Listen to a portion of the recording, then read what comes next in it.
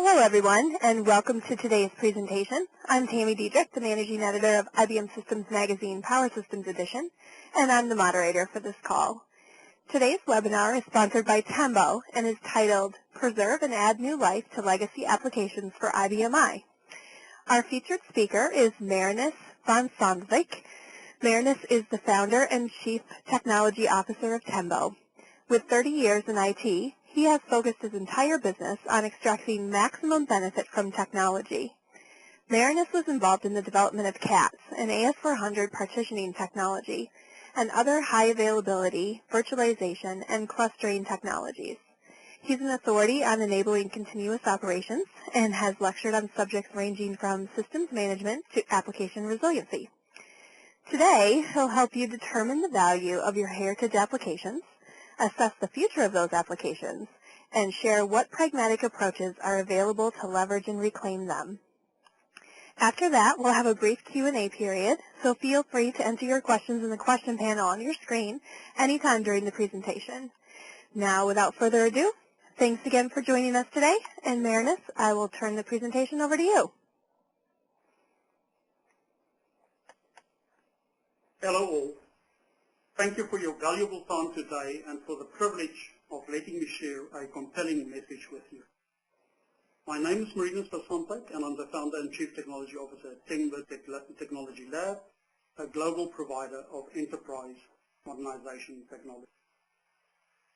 There are many companies today running legacy applications on the powerful IBM I that are grappling with difficult issues.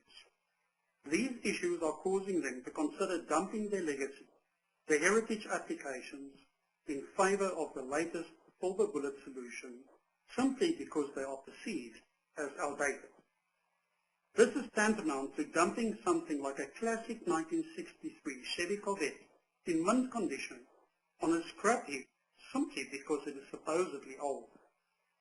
Our purpose today is to discuss this and provide guidelines to help differentiate between fact and fiction regarding legacy applications, and then to show you how you can preserve and add new life to your heritage applications, which will provide a solid foundation for so much more.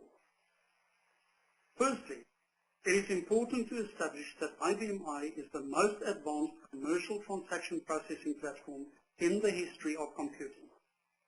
The Power 7 Plus and earlier Power processors from IBM are some of the fastest processors in the world, designed to manage the most demanding applications and workloads.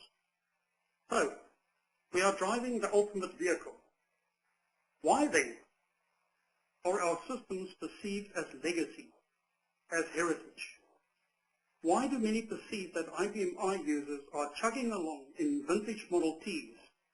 And why do organizations consider destroying their proud heritage? The first and most visible problem is our user interface and the associated user experience, because it is the obvious part of our application. Our old character-based user interfaces are simply no longer acceptable. It is especially problematic if we want to expose this rich functionality directly to the Generation Y and soon Generation Z, consumers and users. Secondly, we're still using archaic field names and the file names that those working in DB2 SQL environments find limiting. A paradigm shift is needed. We believe that the way in which the DB2 database presents itself to the new generation of SQL literate business leaders hurts the platform a great deal, much more than we realize. We refer in particular to the 6 to 8 character field names and the 6 to 10 character file names, which programmers historically employed to name our database constructs and elements, due to limitations in the 1980s and early 1990s. SQL-savvy users take one look at the database and immediately develop an intense dislike for the system we adore, as they cannot relate to our naming convention, preferring to interact with the database using familiar business terminology, not techno-speak. These users quite often the ones calling the shots, will most certainly try to get rid of this remnant from the dark ages as a matter of priority, unless we change the way we expose our database to the world. Thirdly, the huge structured monolithic programs we've developed over the years have created complex system environments, massive maintenance backlogs, and frustrated users. We believe that the biggest issue, and the one driving the need for change, is hidden largely from cursory review.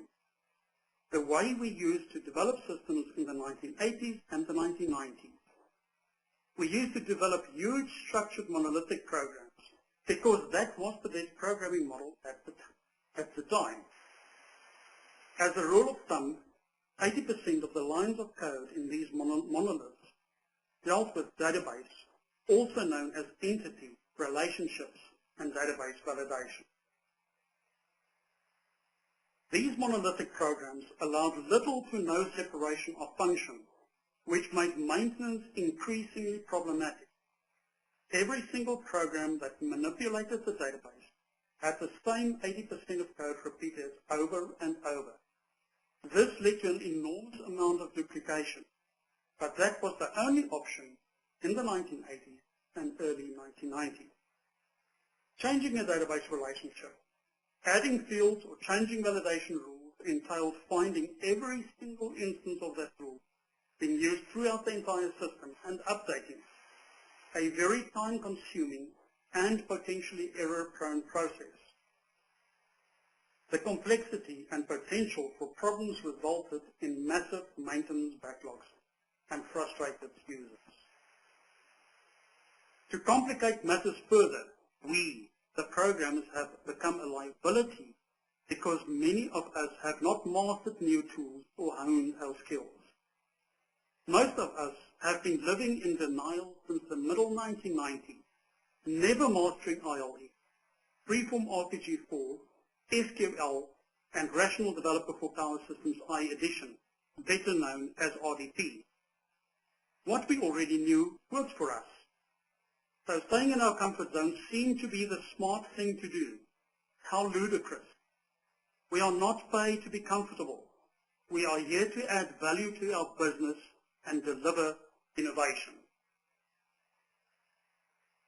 During this time, the platform kindly hit the fact that we have stagnated. But stagnation in the highly competitive business world of today translates into death. This is a very uncomfortable fact to face, but only by admitting it can we correct it. Many of the negative perceptions around the platform are attributable to us, and we have to own up to this. We have a choice now: become relevant by upgrading our skills and tools, or become extinct. It is that simple. We need to change. If we do not step up to the plate, accept and shoulder responsibility, and correct this, we have an accident on its way. We will lose the platform to competitive business pressure. The fact that you're attending this session is a step in the right direction. When considering change, you need to know if your heritage applications are of value to the business. This is a fundamental question you need to answer as a matter of priority. You need to know if your application are worth anything to the business, worth enhancing and investing into. If your heritage applications do not provide significant functionality, it does not make sense to modernize. It then becomes a simple choice of replacement or redevelopment. Bear the following considerations in mind. The business success globally of companies using the platform. The competitive advantage encapsulated in the heritage applications is quite often directly responsible for the success of the companies using them. Many examples exist internationally. And the total cost of ownership when delivering these systems to users, clients, suppliers, and partners. An important part of making this choice is identifying the critical operational and strategic constraints. Determine the following. Does the application provide known competitive advantage, such as a unique order entry process, special stock allocation and stock management algorithms, etc.? List these for the applications in your environment.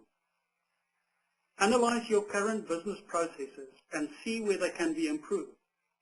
Will the system potentially allow this improvement? Analyze your service delivery model and determine what inhibits delivering service directly to end users, your clients, your suppliers, your partners. Analyze and document the cost structure to deliver the applications. Do you know what the functional fit of your current application is? As a rule of thumb, new off-the-shelf applications will deliver between 60 to 75% functionality, usually at a lower percentage range. Are the constraints you've experienced a lack of functionality or a weakness in delivery? Analyze these scenarios carefully. Based on extensive experience and analysis of many installations that have migrated away from the platform, it is clear that operational constraints are largely responsible for user and business frustration. This equates to a lack of agility and is consistently being singled out as the most significant factor. What we found particularly interesting to observe is that most companies retired the platform due to their constrained applications, not the hardware. They often regret it due to the lost functionality and the subsequent decrease in availability and reliability, which has been compromised resulting from platform changes. IBM I is legendary for system reliability and availability. So what options are available to companies who have identified that the functionality offered is competitive, but operational constraints limit them, shackle them, and prevent them from being competitive? One option is to destroy your proud heritage by scrapping it, or enterprise modernization, which focuses on unlocking and reclaiming the untapped value in your applications and extends the life of those applications for proven return on investment measurement. Your blueprint to success recovered. Important. This does not mean you have to modernize your entire application, as so many people suggest. Your imperative objective should be to deliver maximum value to the business at all times. To do this, there are two important considerations that will help you determine how to extract maximum value. Firstly, identify the 20% of your application that generates 80% of transactions. And two, also perform a careful analysis of your maintenance or change requests, and this will highlight application functions or programs that demand higher level of maintenance and cause most of the frustration. Start with these two identified elements and you will achieve the greatest return on investment. And in parallel, you will gain confidence with the methodology and approach needed to unlock value from your heritage application. Let's step back for a moment to find out why companies find themselves in the position where they consider scrapping their heritage.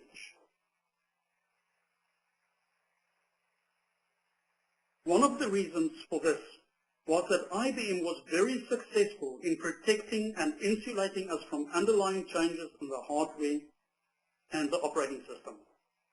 One of the competitive advantages of the platform has become its Achilles heel. The platform is so reliable, so forgiving, that applications developed in the 1980s happily keep on running, despite massive advances in the underlying hardware and software constructs. any other supplier would have demanded a rewrite of your applications. Just ask your .NET programmers what happens when a new release of .NET is shipped. Added to this was the maxim, if it ain't broke, don't fix it, that most programmers and IT managers believe in, not recognizing that most of these applications have been broken from an architectural perspective ever since the introduction of the ILE programming model. The platform insulated us from this harsh reality. What is actually presented today to business is a lack of agility. Additionally, we are confronted with a few uncomfortable truths. A lax attitude within our ranks in terms of kaizen, a Japanese term for continuous improvement. The perceived risk to update our applications. The perceived potential disruption to service. The fat and happy syndrome, biding our time until retirement. We owe our users and our companies much more than that. So let's take a look at two companies who were faced with this need to change, who considered all their options, including dumping the heritage applications, but finally decided on the enterprise modernization approach. These companies either lacked business agility or competitive edge due to the constraints of their system. The facts shared here are extracted from two recent case studies from Cape Gate and Procuro Systems, conducted by IBM Systems Magazine and a USA-based consultancy. We will gladly provide you with copies of both. Please inquire about these or download them from our website. Cape Gate is one of the top 3 steel producers in South Africa. They run a heavily customized old System 38-based version of the JBA Enterprise Resource Planning application dating back to 1986-1987. Due to the level of customization, they bought the source code at the time and have been self-sufficient and self-reliant for any required enhancements and changes since then. Due to the level of customization and sophistication, they believed that new releases of the Enterprise Resource Planning application were not likely to benefit them. They run one of the top RPG development shops in South Africa and are currently on IBM I version 6.1 with an upgrade to version 7.1 being planned. The order entry module, for instance, has been essentially redeveloped over the years from the ground up, providing Cape Gate with significant competitive advantage. Their own investment into their system exceeds 100 man-years of effort, excluding the original base application. Most of this in RPG3 and DDS. For Cape Gate, the primary business driver was agility. Here we'll highlight the cost of replacement versus enterprise modernization. It is important to note upfront that Cape Gate's custom heritage application provided them with a higher than 95% functional fit, which was delivering a substantial competitive advantage for them in the marketplace. They could not afford to lose sight of this fact. An off-the-shelf Microsoft-based enterprise resource planning application provided them with, at best, a 75% functional fit during the analysis. Adding the missing functionality would have taken 4 to 5 years, which means 2 systems would need to run in parallel for the entire time, at least doubling their cost, not to mention the soft costs associated with it, such as lost competitive advantage, reskilling of all their users, and increased ongoing cost of rendering transactions. Other platforms typically cost twice as much per transaction. See the various IBM total cost of ownership studies highlighting it. Taking hardware, software, and implementation services and all of the soft costs into account, enterprise modernization came in at just 18% of the total cost of replacing their system and crushing their heritage. That in itself was compelling to them. Additionally, Capegate researched other tools to help them with their modernization effort and also considered performing the modernization manually. The first tool they acquired caused more problems longer term than it solved due to the use of surrogate files, which masquerade or hide changes to the heritage database applications, and in doing so, increase the performance overhead and making future database sanitization problematic. Using Adsero Optima, they were able to do the conversion to DDL at a fraction of the cost and time. Procuro Systems, in contrast, has developed what is widely recognized as the leading short-term insurance broker administration system in sub-Saharan Africa, parts having been developed on System 36 and System 38 since the mid-1980s. The system was developed using DB2-4i and RPG3. Old CPF Release 2 database thinking is evident in the system, which means no keyed physical file. Investment in intellectual capital is approximately 40 man-years. Let's analyze their considerations more. In Procuro's case, the primary business driver was an inflexible user interface, as they could no longer compete with products that were inferior in functionality, yet had a superior paint job, the user interface. They needed to render functionality to smart devices, especially to tablets, to allow salespeople to interact with the system in mobile environments when meeting with prospective customers. Agility was certainly a close second consideration in a highly competitive environment. Using Adsero Optima, Capegate and Procuro were able to generate the following business results so far by implementing our enterprise modernization approach. They have added at least 10 plus years to the life expectancy of their primary line of business application, retaining and growing their competitive advantage, and they have reclaimed the value of their intellectual property with very compelling return on investment measurements. They also achieved modern, agile, reusable component-based application architecture by using the most advanced implementation of the DB2 database engine. They are now unconstrained to deliver content via delivery channels to smart devices, tablets, mobile, etc. They generated excitement from their technical staff and the users who were dreading replacements and now had access to a broader availability of skills with knowledge of DB2 SQL. They gained an additional significant return on investment from their heritage investment. So how did they achieve this? To find out, we need to study briefly how our heritage systems were developed and how the underlying architecture of those applications was composed.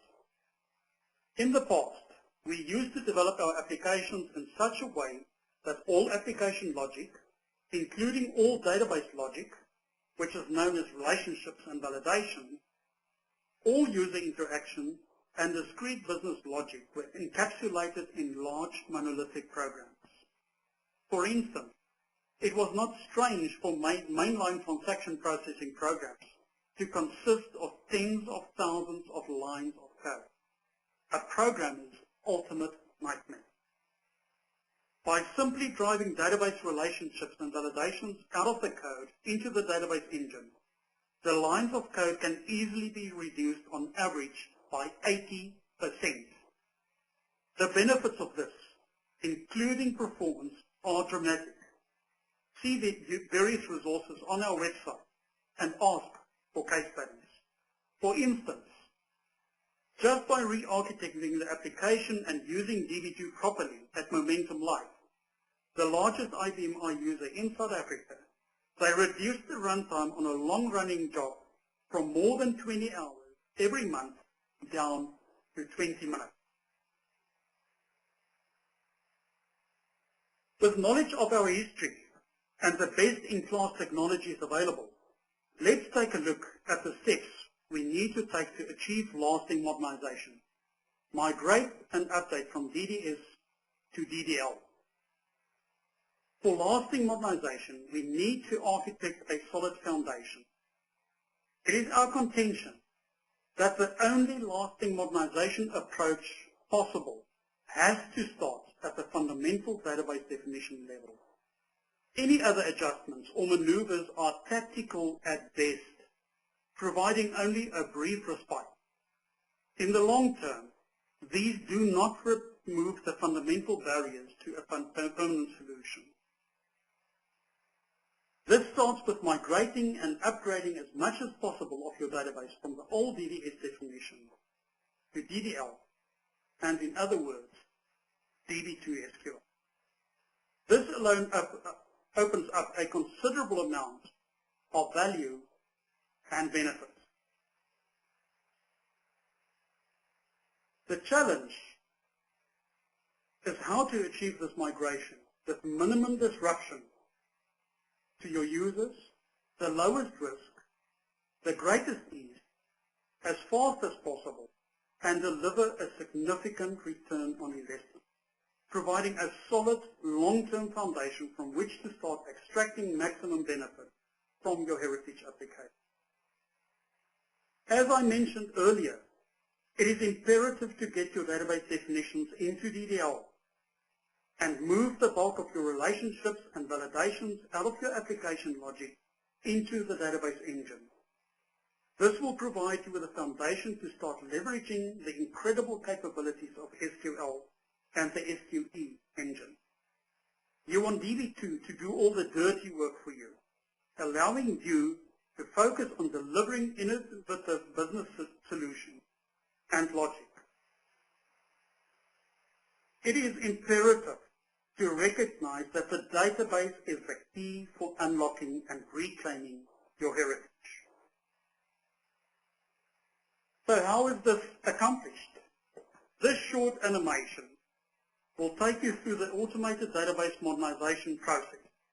The database is where your journey to reclaim your heritage will start.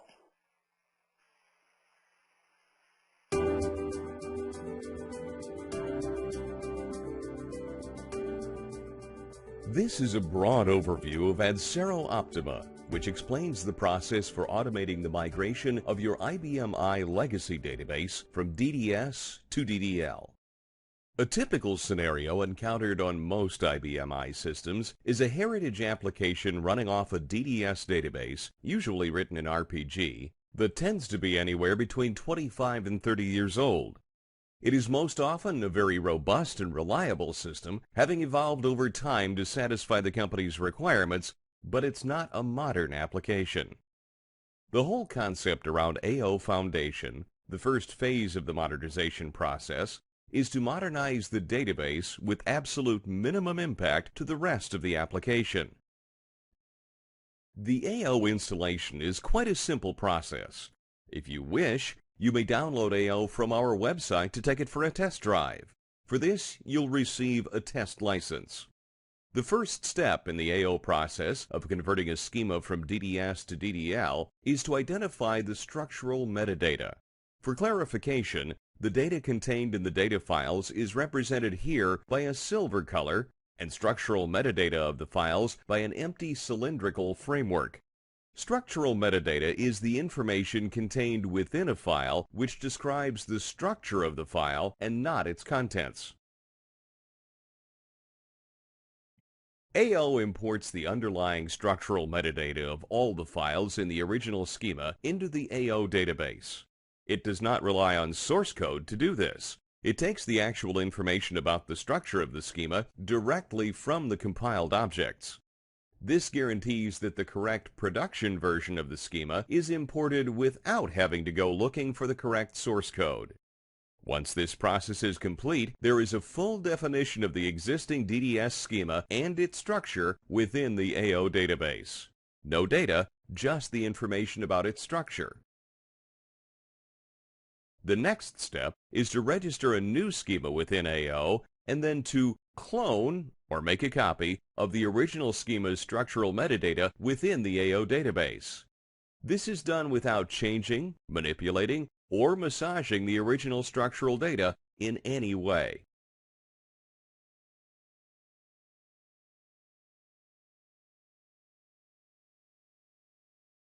Next, AO works on building a new schema using the cloned copy of the structural metadata as its source. This newly registered schema within AO will be the schema into which AO is going to build the new DDL structures. The aim of this exercise is to build DDL from the cloned DDS structural metadata without changing level IDs in any way. So what AO is doing is building an empty schema based on the original structure, which exactly matches the original DDS schema, with the exception that, wherever possible, the files are DDL files.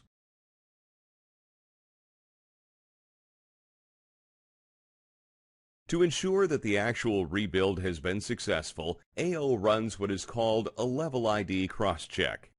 What this does is pulls the structural metadata from both the original schema and from the new schema, as well as the structural metadata in the AO database, and compares the structural metadata and specifically the level IDs to ensure that they are identical. You'll notice at the top of the screen that the primary objective of this process is to make sure that the level ID in the new schema is exactly equal to the level ID in the old schema. This is the primary requirement for the first phase migration because it means we can switch to the new database without recompiling any application code whatsoever. Once the cross-check confirms that both schemas are exactly alike, the AO replay function is then used to copy the data from the original schema across to the new schema. The time taken to transfer the data is purely a factor of the volume of the data in the schema. Very large schemas can take a few days to copy, depending on available resources. Once the data is copied, AO Replay continues to make sure that the two schemas are in sync. For example, changes made to the original schema are all replayed immediately to the new schema. Now you can set up a testing environment using the original application and can test your application against the new schema at the same time as the original application is still running completely unchanged and uninterrupted. There is absolutely no interruption to the original application processing at all during the entire process. Once this point is reached, the database architect is introduced. This person is able to use the functionality within AO to maintain the new DDL schema, to add constraints, keys, and triggers, and anything else necessary to modernize or enhance the functionality of the new database and its associated dictionary. This DBA activity is an ongoing function that persists into the future as additions and enhancements are required over time. It is all maintained through a single AO interface. At this point, the AO cross-check is activated in the background subsystem and runs continuously to check that the structure of the schema and the structure as defined in the AO database remain exactly alike. This is to identify any change which may have been made to the schema's structure outside of the AO maintenance functionality. Changes made via a backdoor could cause serious problems in the future, including validation errors and data loss. Finally, the stage has been reached where the new schema has been completely tested, all the cross-checks and data comparisons have been done, and everything is working to the user's satisfaction. The old DDS schema can now be phased out, and the original unchanged application can be switched over to the new DDL schema. Even though the actual application remains unchanged, the schema has been converted from DDS to a modern DDL format, providing a solid platform for additional modernization.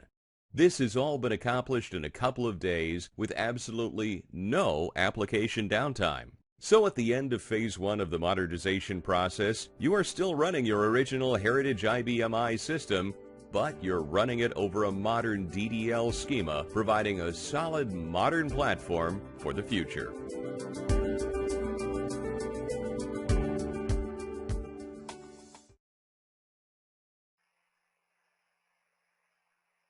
As you can see, enterprise modernization is not a complex or time-consuming task. In the case of Cape Gate and Procura systems, with thousands of physical files, the automatic migration and upgrade from DDS to DDL took less than 2 days. In addition, there was no downtime during the migration. The migration enabled them to leverage DB2 SQL. There was absolutely no risk to the business.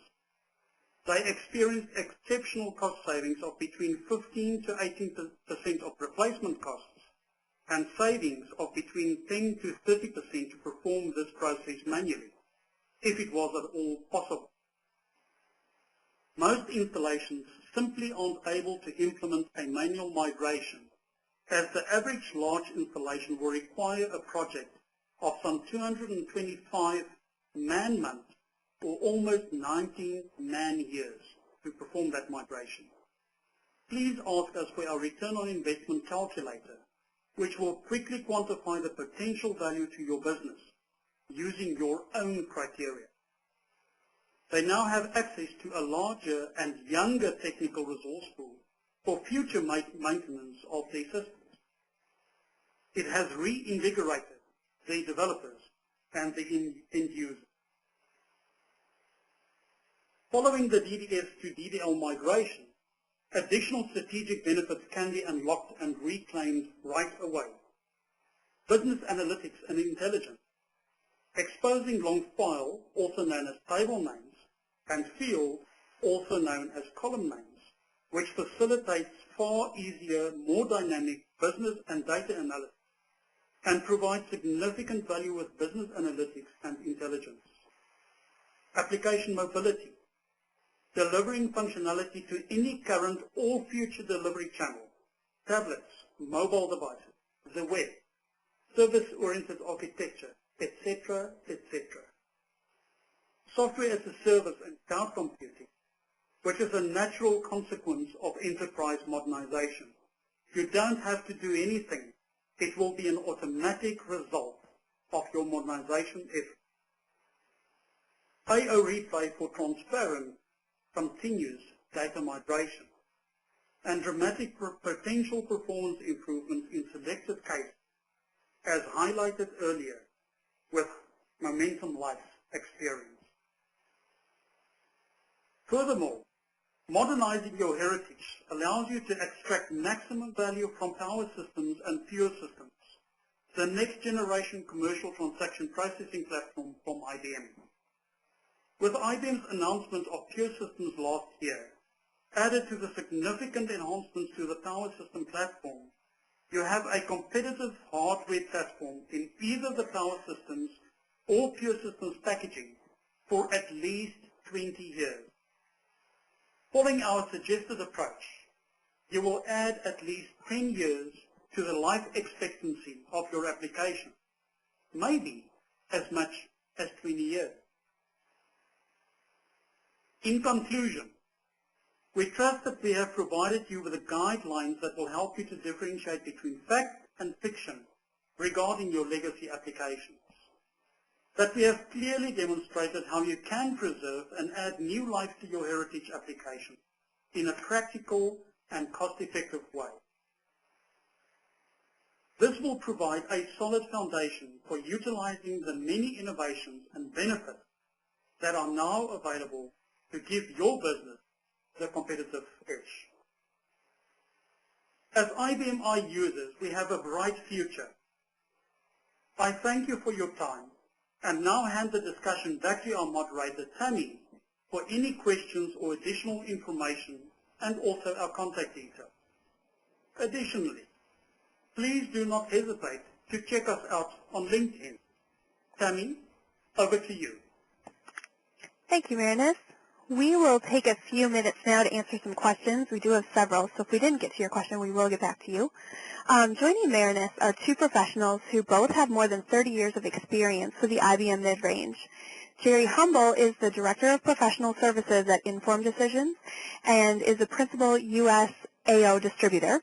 And Tommy Atkins is the Development Director at Tembo. Again, if you have a question, please use the Q&A panel on the right side of your screen to send it in, and we will get to as many of those as we can.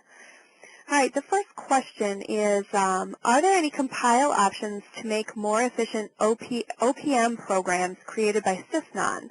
We are trying to convert our old Sysnon programs to use views, and then a where clause when accessing the views. Do you have any experience in this? Right, Curtis, can I take this one, Marinus? Go for it, please, Tom. Curtis, in the sign-on environment, AO is planning. At the moment, we have the module called AO Foundation, which is focused directly on the migration and the maintenance of the actual database itself.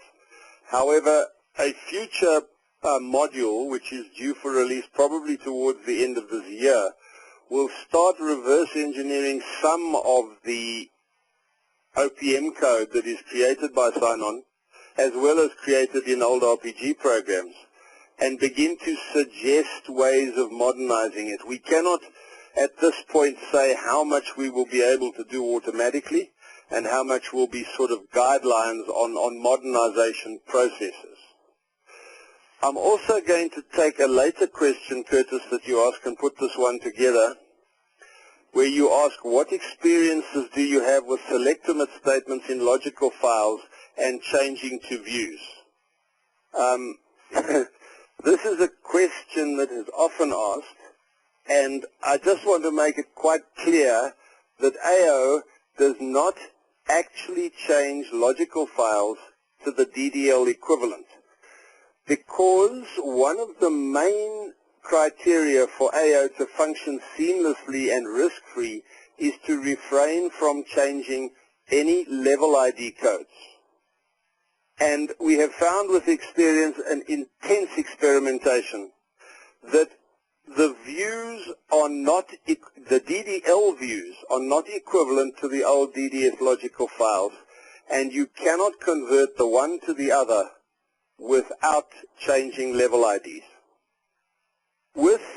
When we discovered this, we had to examine the situation and the realities and decide what, if any, losses would we get by maintaining the logical files as DDS. When we investigated with IBM and the labs in Rochester, they assured us that as long as your DDS logical files are created over SQL tables and that they are recompiled to a 64 or larger K page size, they are functionally and performance-wise exactly equivalent to a similar DDL logical. So AO took the decision in the first phase of transformation that we would not change the logicals from DDS to DDL, and this would guarantee the stability of the level ID, which would minimize the impact of migrating during the first phase. This is not to say that changes can be done later from DDS to DDL on logicals, but it's to minimize the impact of the first phase. I hope that answers the question. Thanks, Tommy. If I may jump in, Tammy, terribly sorry. A fundamental requirement in terms of what we are doing is you have to recognize that we believe that the database is the absolute foundation of any modernization effort. And as a result, first and foremost, we have to get you onto the SQL personality or the SQL personality of the database engine, and then use that as basis to gradually modernize as much as possible of the rest of your database access, including all the logicals. So it's fundamental to understand that it's a gradual phased approach where you actually build upon your success the whole time.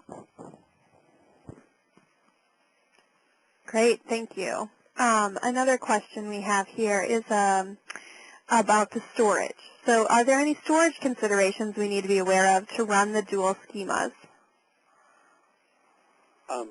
Tammy, let me take that one. Rudy, that's your question. When you are converting from DDS to DDL, there is a period of time when, in fact, both schemas or both databases, depending on how big they are, need to reside on the same system, which means that for a period of time you need double the disk space. In a previous exercise, which we did this, we actually rented disk to enable us to do this exercise simply because the customer did not have enough spare capacity to double up his storage. So yes, it does require, for a period of time, a double storage requirement.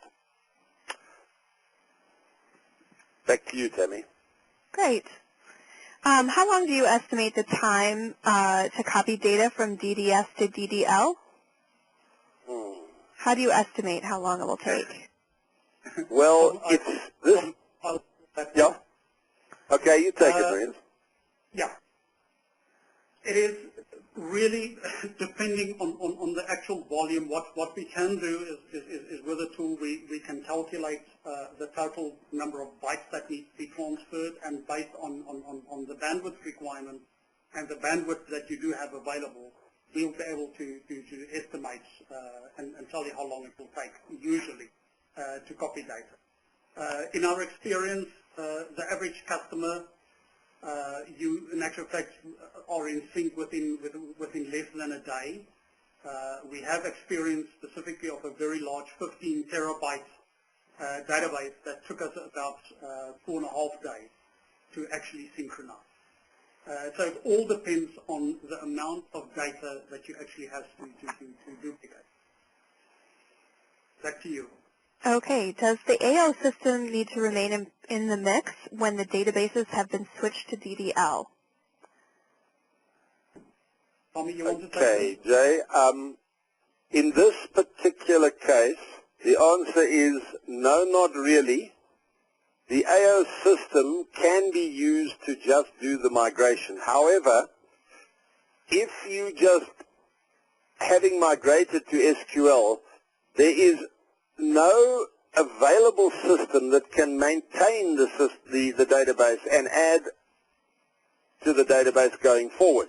That is the secondary function of the AO Foundation module, which provides you with database maintenance tools to make changes to the database and to manage the database going forward.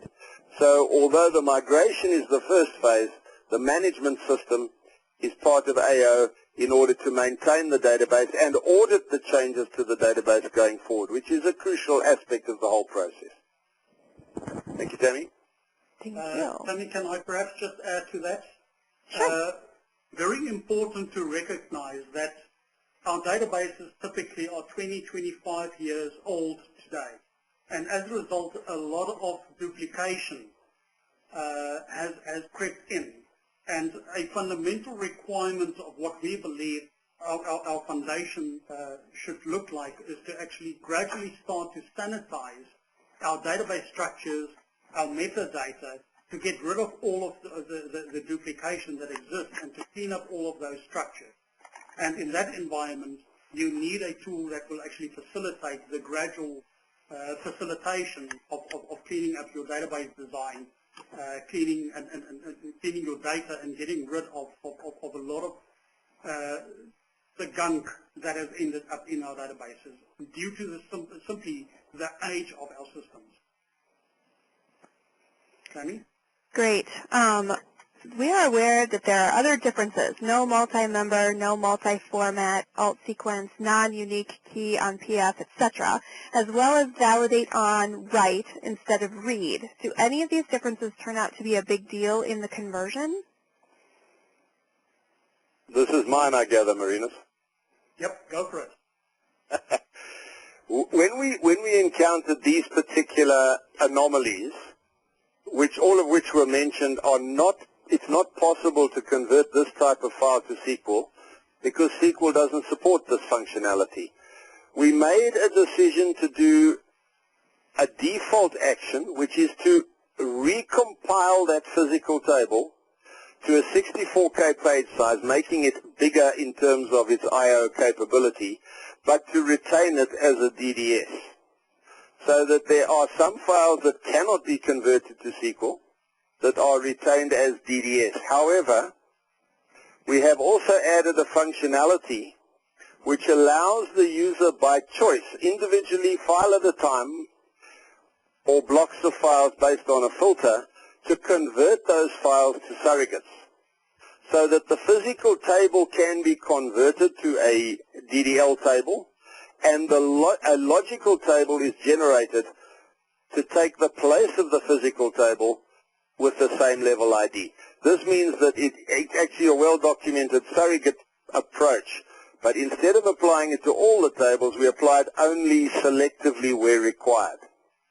The other option is to keep them as DDS going forward and eventually convert them in a controlled manner to DDL as changes are provided to the application.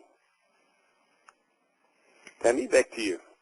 Great. Do you provide file handlers for replacing traditional I/O to SQL?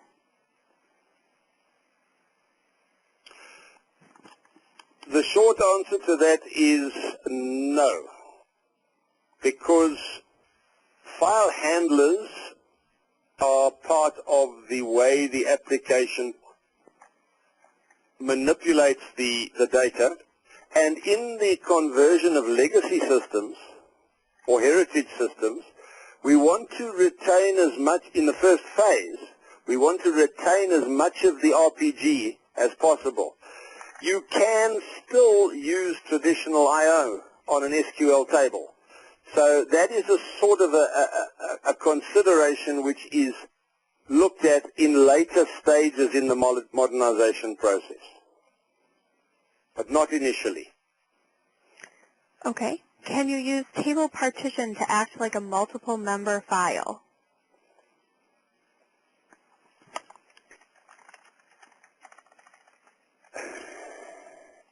Yes, you can. However, AO at the moment does not handle it that way. What we do is, depending on the type of multiple member file, we either, as I say, retain the DDS function or split the multiple member file so that each member becomes a physical table in its own right.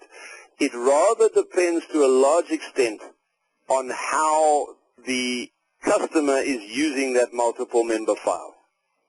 Because partition tables don't act exactly like multiple member files and will require some sort of application code change in order to achieve that result.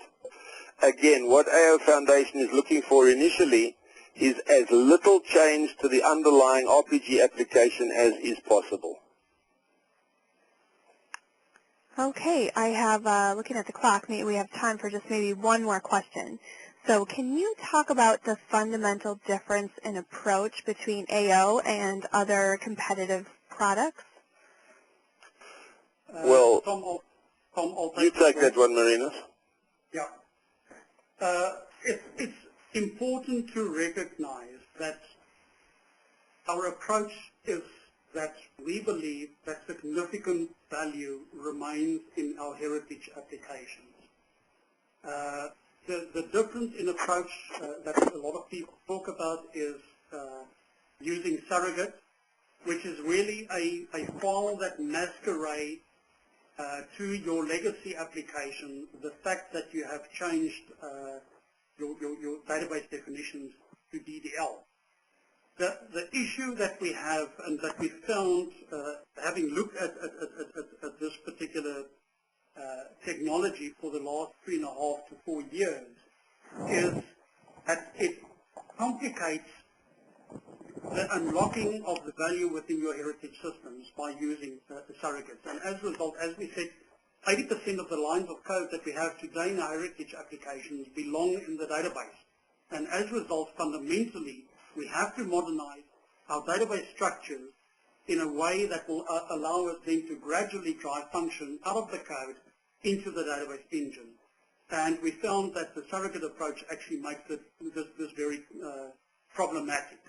And in fact, we're busy with a customer right now who actually implemented the surrogate approach, and about 18 months down the line now find that they have great difficulty to modernize their legacy application as a result of the use of the surrogate, because as we said, fundamentally, about 80% of the function in our legacy applications or heritage applications belongs in the database engine. It's a very complex subject, and in actual fact, we're writing a white paper on this right now. But people are welcome to actually contact us, and we can talk about this in a lot more detail. Sammy? Great. Great. Thank you, gentlemen, for sharing your expertise with us today. Just to note that we will be sending out a link next week to a recording of today's presentation, including the video, to everyone on the call, as well as to anyone who registered for the event but for whatever reason couldn't make it. So that concludes our webinar. I want to thank everyone for attending, and have a great day.